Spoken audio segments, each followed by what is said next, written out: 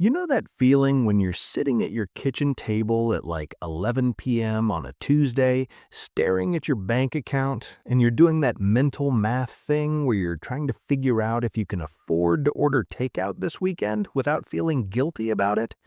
And here's the weird part. You have a job. You're not broke exactly. You're making what you thought would be enough back when you were younger, but somehow the money just disappears. It flows through your hands like water through a sieve, and you can't quite pinpoint where it all went.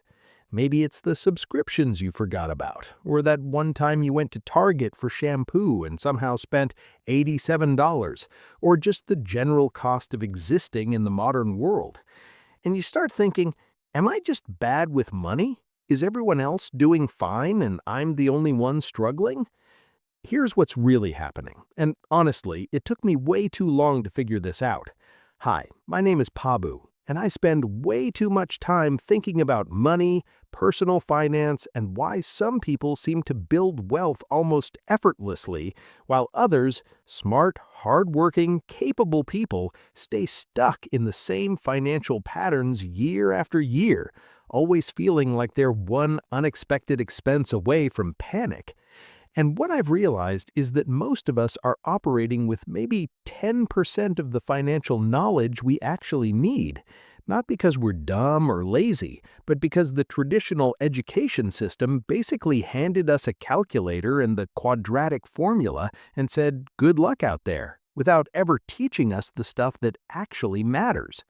We learned about the Pythagorean theorem, which, don't get me wrong, has its place, but nobody sat us down and explained compound interest in a way that made us feel it in our bones. Nobody taught us about lifestyle inflation, or the psychological tricks that make us terrible at evaluating risk, or why having money in the bank doesn't necessarily mean you're building wealth. And here's the thing. This isn't just about budgeting apps or cutting out lattes or whatever tired advice the internet keeps recycling. This is about understanding the fundamental rules of a game that everyone's playing whether they realize it or not. So in the next however many minutes, I want to walk you through the financial concepts that genuinely changed how I think about money, the stuff that I wish someone had explained to me when I was 22 and convinced that financial success was just about working harder and making more. Because once you understand these ideas, really understand them, you start to see money differently. Not as this scary, overwhelming thing, but as a tool you can actually control. And that shift, that perspective change, it's kind of everything. The invisible tax nobody talks about. Let's start with something that sounds boring but is secretly eating away at your future: inflation. And I know, your eyes are already glazing over because inflation sounds like something economists argue about on cable news, not something that affects your daily life. But stay with me here, because this is probably the most important thing schools never taught you, and it's costing you way more than you think. Here's how they probably explained inflation to you, if they explained it at all. Prices go up over time. Cool, very helpful, gold star. But what they didn't explain is that inflation is basically a silent thief that makes your money worth less every single year, and if you're not actively fighting against it, you're losing. Let me give you an example that actually makes this real. Let's say you have $10,000 sitting in a regular savings account right now. Feels good, right? You've got a little cushion, some security. But here's the problem. With average inflation running around 3% per year, sometimes higher, sometimes lower, but let's use 3% as a baseline. That $10,000 loses about $300 of purchasing power every year. In 10 years, that same $10,000 will only buy what about $7,400 would buy today. You didn't spend it, you didn't lose it in a scam, it just degraded, like fruit slowly rotting in your fridge. Now, most savings accounts right now are paying what? Maybe 0.5% interest if you're lucky? Some of those old-school big bank savings accounts are paying like 0.01%, which is honestly insulting. So even though the number in your account might tick up a tiny bit from interest, you're still losing purchasing power. You're on a treadmill that's slowly moving backward. And here's where it gets really sneaky. Because the number in your account doesn't actually go down, it feels like you're maintaining your wealth. Your brain sees $10,000 and thinks, I still have $10,000. But you don't really. You have the numerical representation of $10,000, but what that money can actually do for you has shrunk. This is why your parents or grandparents always talk about how things used to cost so much less. A movie ticket was 50 cents. Yeah, and a decent salary was $5,000 a year. It's not that money was better back then, it's that the measuring stick keeps changing, and most people don't adjust their thinking accordingly. So, what's the actual lesson here? Your money needs to grow at a rate that at least matches inflation, ideally exceeds it. This means putting it somewhere that generates returns. Stocks, index funds, real estate, whatever fits your situation. The traditional advice of save your money in a bank account is actually terrible advice for any money you don't need in the next few years. You're not being safe, you're guaranteeing that you'll have less. I didn't understand this until I was like 26, and I spent years feeling proud of the money I was saving while it was quietly losing value. Once I finally moved that money into investments, simple, boring index funds, nothing fancy, it was like I'd unlocked a cheat code that had been available the whole time. Okay, so you've probably heard about compound interest. Einstein allegedly called it the eighth wonder of the world, which feels like the kind of quote that gets attributed to Einstein whether he said it or not, but whatever, it's true anyway. The problem is that most explanations of compound interest are either so boring that your brain immediately checks out, or they use examples that feel completely disconnected from real life. Let me try a different approach. Imagine you have two friends, Sarah and Mike. Sarah starts investing $200 a month when she's 25. Mike waits until he's 35, but then he invests $400 a month, twice as much as Sarah. They both invest until they're 65. Who ends up with more money? If you guessed Sarah, you're right, and it's not even close. Even though Mike contributed way more total dollars, Sarah ends up with significantly more wealth because her money had an extra 10 years to grow. That's compound interest. It's not about the money you put in, it's about the time you give that money to multiply. Here's why this matters. Every year you wait to start investing is a year you can never get back. And I know that sounds dramatic, but it's mathematically true. A dollar invested at 25 will grow into way more than a dollar invested at 35, even if you never add another cent to it. Time is literally the most valuable asset in investing, and it's the one thing you can't buy more of later. When I was in my early 20s, I thought investing was something you did after you had your life together, after you'd paid off debt, after you had a perfect emergency fund, after you made more money. After. And you know what? Life never feels perfectly together. There's always something else. So I waited, and every month I waited cost me thousands of dollars in future wealth. The actual numbers are kind of wild. Let's say you invest just $100 a month starting at 25, with an average 7% return, which is conservative for stock market history. By the time you're 65, you'd have over $260,000. But if you wait until 35 to start, same $100 a month, same return, you'd end up with about $122,000. You literally have your outcome by 10 years, even though you're putting in the same monthly amount. And here's the thing nobody tells you. You don't need to understand all the complex math to benefit from this. You don't need to be a finance expert or follow the stock market obsessively. You just need to start, and then let time do the heavy lifting. That's it. That's the secret that somehow doesn't make it into high school economics class. Why good debt and bad debt aren't what you think. So school definitely taught us that debt is bad, right? Like categorically bad. The whole messaging is don't borrow money, stay out of debt, debt is a trap. Which, okay, sure, there's some truth there, but it's also wildly oversimplified to the point of being misleading. The real distinction isn't between debt and no debt. It's between debt that builds your wealth and debt that drains it. And understanding this difference is honestly one of the most important financial skills you can develop. Let's start with the obvious bad debt: credit cards. If you're carrying a balance on a credit card at 22% APR to pay for stuff that's already been consumed, meals out, clothes, random Amazon purchases, that's the financial equivalent of lighting money on fire. You're paying a huge premium for the temporary illusion of affordability, and it compounds against you. Every month that balance sits there, it gets worse. But here's where it gets interesting. What about a mortgage? Most people have to borrow money to buy a house. Is that bad debt? Well, it depends.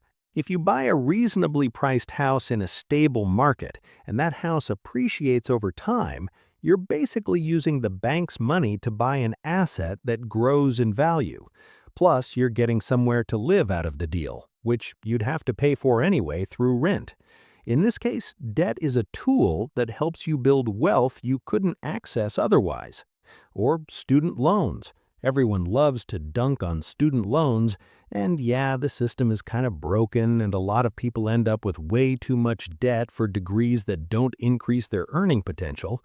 But if you borrow $30,000 to get a degree that increases your lifetime earnings by $500,000, that's actually a pretty good investment. The debt isn't the problem. It's borrowing the wrong amount for the wrong degree, or not understanding the return on investment. Here's what I wish someone had told me. Debt is leverage. It's neither good nor bad on its own.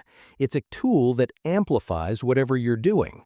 If you're using debt to buy appreciating assets or invest in your earning potential, it can accelerate your wealth building. If you're using it to maintain a lifestyle you can't afford or buy depreciating stuff, it accelerates your path to being broke. The key question to ask before taking on any debt is, what am I getting in return? And will that return exceed the cost of the debt? If you're borrowing at 20% to buy something that's going to be worth nothing in a year, that's a terrible deal. If you're borrowing at 3% to buy something that will appreciate at 5% per year, that's actually smart. And I know this is a more nuanced take than all debt is bad, but honestly, the oversimplified version is part of why so many people either avoid all debt and miss opportunities, or take on debt without thinking strategically about it. We need the nuance. The lifestyle inflation trap, or why raises don't make you richer. Here's a pattern I've watched happen over and over again, both to myself and to basically everyone I know. You get a raise, maybe you switch jobs and suddenly you're making $10,000 more a year, and you think, great, now I'll finally be able to save more or pay off debt faster or build up that emergency fund. But then somehow 6 months later, you're in the exact same financial position you were before the raise, maybe even slightly worse. And you're sitting there thinking, where did the money go? I'm making more than ever, but I don't feel any more financially secure. This is lifestyle inflation, and it's probably the most insidious wealth killer that nobody warns you about. Here's how it works. When you get more money, you unconsciously adjust your spending to match. You start ordering delivery more often instead of cooking. You upgrade your car because you can afford it now. You move to a nicer apartment. You buy the name brand stuff instead of the store brand. Each decision feels small and justified. You're making more money after all. Why shouldn't you enjoy it a little? But the cumulative effect is that your expenses rise in lockstep with your income, and you never actually get ahead. You're making more, but you're not building wealth. You're just living a slightly more expensive version of the same life. The really tricky part is that lifestyle inflation doesn't feel like a trap. It feels like progress. It feels like you're finally living the life you deserve after working hard for that raise. And honestly, you should enjoy the fruits of your labor to some extent. But here's the thing. If 100% of every raise goes to lifestyle upgrades, you're on a treadmill. You're running faster, but you're not getting anywhere. What actually builds wealth is keeping your lifestyle relatively stable as your income grows and directing that gap toward investments, savings, or paying off debt. If you get a $10,000 raise and your lifestyle stays mostly the same, you could invest that extra $10,000 per year. In 20 years with reasonable returns, that's not just $200,000. It's probably closer to $400,000 or $500,000 because of compound growth. I fell into this trap hard in my late 20s. I went from making like $45,000 to making $75,000 over a few years, and I thought I was crushing it. But I also went from having a roommate in a cheap apartment to living alone in a nice place. From cooking most meals to eating out constantly. From a paid-off old car to a car payment. From budget everything to not really thinking about prices. And at the end of it all, I wasn't saving any more than I had been making $45,000. I was just living a slightly more expensive life. The key is to make a conscious decision about lifestyle upgrades rather than letting them happen on autopilot. When you get a raise, maybe allocate 50% to savings and investments and let yourself enjoy the other 50% through lifestyle improvements, or 70-30, whatever works. The exact split doesn't matter as much as the fact that you're making an intentional choice instead of just absorbing the extra income through 1,000 small indulgences. The emergency fund, your financial oxygen mask. Okay, so here's something that sounds super boring and responsible and not at all exciting. You need an emergency fund. And I know, when people hear emergency fund, their eyes glaze over because it sounds like the kind of advice your great aunt would give you, right up there with wear sensible shoes and eat your vegetables. But here's what nobody explains properly. An emergency fund isn't really about emergencies. I mean, yes, it covers emergencies, but that's not why it's so powerful. The real purpose of an emergency fund is to give you options. It's freedom sitting in a bank account. Let me paint you a picture. Imagine you hate your job, like actively, viscerally hate it. Your boss is terrible, the work is soul-crushing, and every Sunday evening you get this sense of existential dread about Monday morning. But you can't quit because you live paycheck to paycheck, and you've got rent due in 2 weeks, and if you miss even one paycheck, you're screwed. So you stay. You stay in the job you hate because you have no financial cushion, no breathing room, no options. Now imagine the same scenario, but you've got 6 months of expenses sitting in a savings account. Suddenly, you can think clearly. You can job hunt without desperation. You can take a week off to reset. You can even quit if you need to, knowing you've got time to figure out the next move. Same person, same job, completely different reality, all because of a pile of money sitting there doing nothing exciting. That's what an emergency fund really is. It's not about preparing for your car to break down, though it helps with that too. It's about creating a buffer between you and life's chaos. It's about not having to make terrible decisions from a place of panic. And here's what I've noticed. People who don't have emergency funds end up in these cycles of taking on debt to handle unexpected expenses, which creates more financial stress, which makes it harder to save, which means the next unexpected expense triggers more debt. It's a trap that's really hard to escape once you're in it. The standard advice is 3 to 6 months of expenses. And yeah, that's good. But honestly, even just having $1,000 set aside makes a huge difference. It won't cover every possible disaster, but it covers most of the small stuff that would otherwise go on a credit card. And once you have that $1,000, you start to feel different. Less anxious, more in control. And that feeling, that psychological shift, it makes everything else easier. I didn't have an emergency fund until I was like 29, and I can't even explain how different my life felt once I did. Stuff that would have sent me into a panic, a car repair, a medical bill, an unexpected expense, became annoying instead of catastrophic. My whole emotional relationship with money changed because I had this cushion. Start small. Even $50 a month adds up. And don't touch it unless it's genuinely an emergency. Not for a sale, not for a vacation, not because you really, really want something. This money is your security, your freedom, your screw you money when life tries to back you into a corner. Time isn't money, it's way more valuable than money. Here's something they definitely don't teach you in school. The relationship between time and money is way more complicated than time is money. Because honestly, that phrase is kind of backward. Money is renewable. You can always make more money. But time? Time is the one truly finite resource you have. You can't earn it more, can't save it up for later, can't invest it and get compound returns. And yet, we make financial decisions all the time that trade huge amounts of time for relatively small amounts of money without really thinking about what we're doing. We take jobs we hate because they pay a bit more. We commute 2 hours a day to save $200 on rent. We spend our evenings doing freelance work we don't care about to afford stuff we don't really need.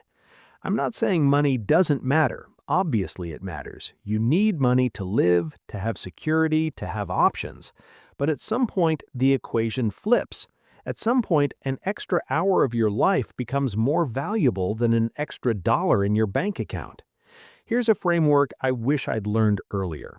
When you're young and broke, your time is your most abundant resource, and your money is scarce.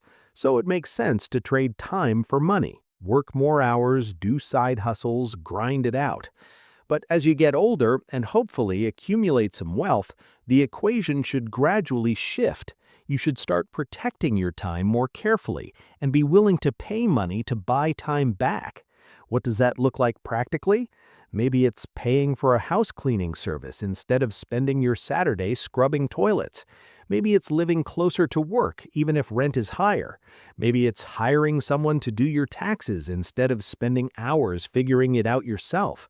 Maybe it's saying no to freelance opportunities that would make you some extra cash but eat up your evenings and weekends. And here's the thing about time. You don't know how much you have. You might have 60 more years, or you might have 6 months. And every hour you spend doing something you hate for money you don't really need is an hour you can never get back. This doesn't mean be reckless with money or stop caring about financial security. It means being intentional about the trade-offs. It means asking yourself, is this extra money worth what I'm giving up to get it? Sometimes the answer is yes. Sometimes it's absolutely not. The biggest lie: you need to know everything. Here's maybe the most paralyzing myth about personal finance: that you need to understand everything before you can do anything. That you need to become an expert, read all the books, understand the stock market, know the difference between a Roth IRA and a traditional IRA and a 401k and a brokerage account and index funds versus individual stocks and you know what happens? Analysis paralysis. You get so overwhelmed by how much you don't know that you just don't do anything. Your money sits in a checking account, earning nothing, while you tell yourself you'll figure it out later, once you have time to really learn about this stuff. But here's the truth that nobody tells you. You don't need to know everything. You don't even need to know that much. Personal finance isn't rocket science. The basics that will get you 90% of the way there are actually pretty simple. Pay yourself first. Automate your savings. Invest in low-cost index funds.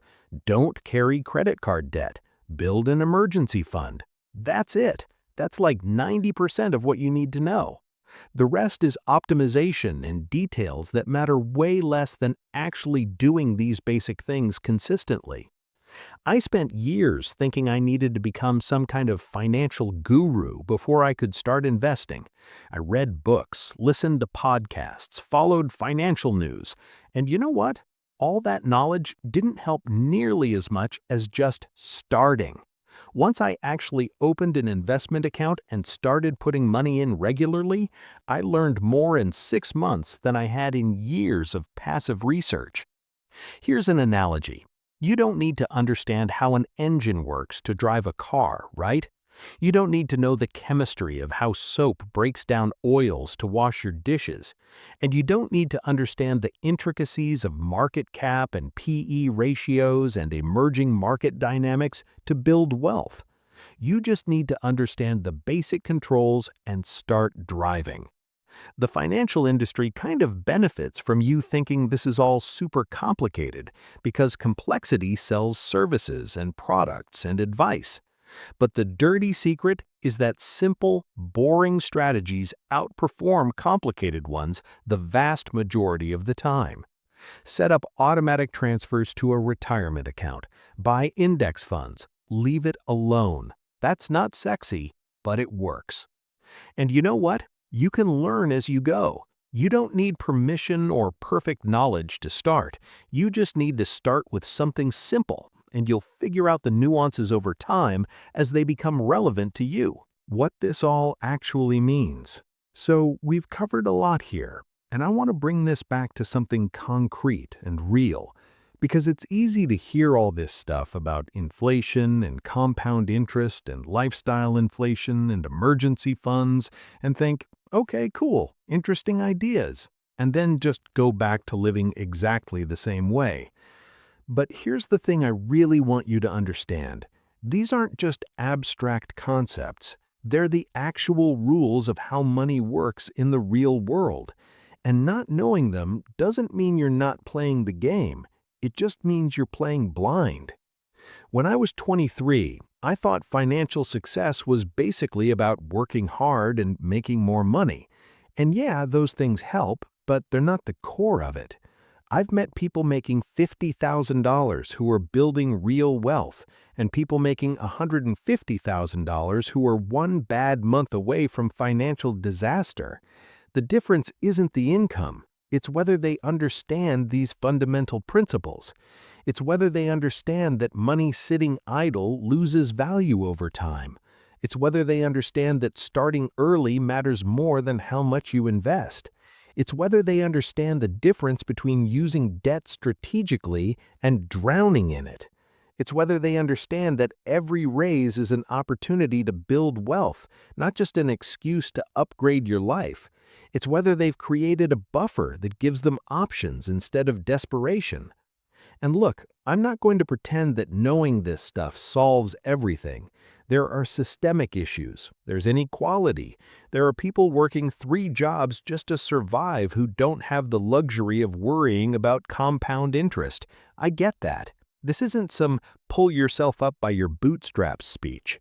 But for those of us who do have some margin, some breathing room, understanding these principles can be the difference between staying stuck and actually building something.